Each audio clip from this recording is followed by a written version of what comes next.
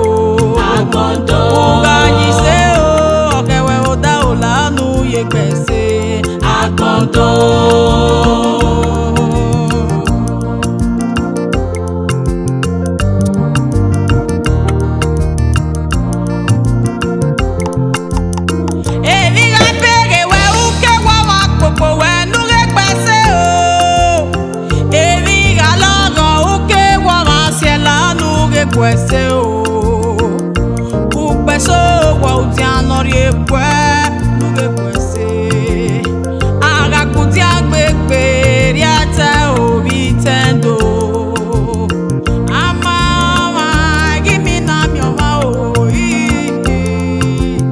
nuge ya yo mo ma se oga sege o boki ayimia